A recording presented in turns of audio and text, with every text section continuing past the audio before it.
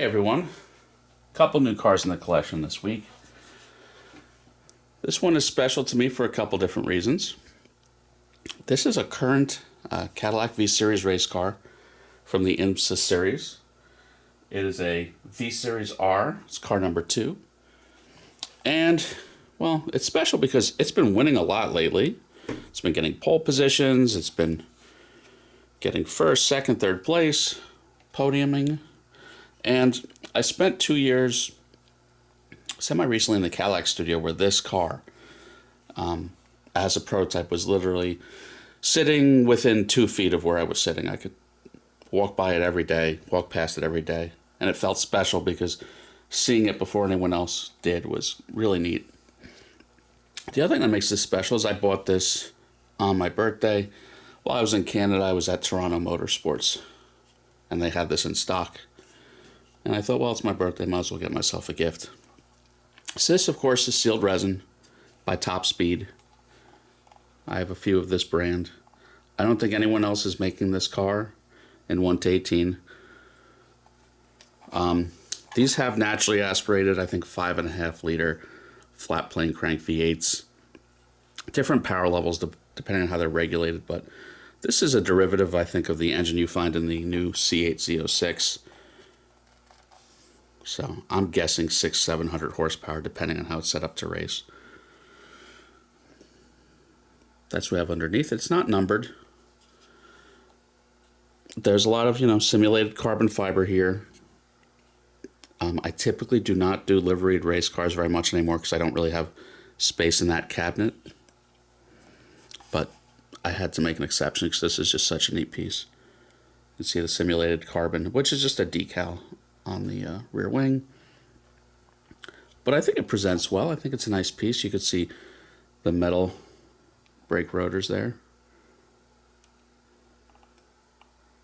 Really neat piece. In terms of packaging, nothing too interesting. It's the typical, it's a bigger than standard box because it does have, I think, a bit of a display stand on it. It's just your typical black box. You do have your IMSA branding. Next up is the latest VW Golf GTI. This is, I think we're up to the Mk8 GTI. This car's been a little controversial. Not everyone loves the styling. Everyone seems to hate the haptic feedback controls. But it's still nice to get a hot hatch, as they call it, and you can still get a manual transmission in it. This is fully opening diecast by Norev. One of the big omissions is this car always has these kind of interesting fog lights that are like a pattern of these little chiclets that 3 or 4 or 5 of them make a pattern of the, I guess, fog lights or driving lights, and they're omitted on this version. Maybe in Europe they don't have them at all, but I don't know. I'd like to see that. I'd like to see the lights on the cars we get in the US at least. It's a very pretty blue, a metallic blue, relatively dark. Wheels are pretty good. Again, we've got metal brake rotors. The tires are a little more pliable than what you get in resin because this car is offered in resin by Auto in red. But for similar money, I think this is better. Here you have opening front doors. You do have carpeting if you can make that out. Opening rear doors, of course. I think from what you can make out, there are seat belts in the rear.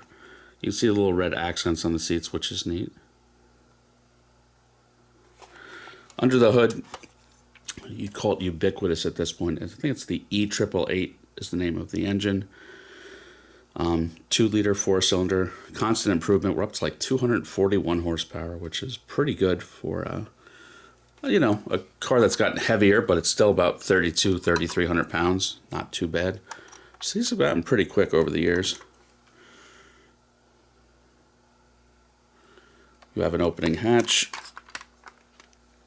And again, that's carpeted too. And you have a moving rear parcel shelf. And that's carpeted as well, rear parcel shelf. It's a really nice model, presents well. This is not numbered, it's not really limited edition. Retail can be pretty high, about 129-ish. I got it on sale at Model Car World for like 50 or 60. I'm not mad at that price. And this retails for like 229-ish, 209-ish. The Canadian dollar isn't doing so hot, so it came out to about 180 with tax. So at that price, I'm not too mad at it. The Norev packaging, standard window box for Norev. Nothing too exciting there. Yeah, so that's it for this week. A few more new cars to see.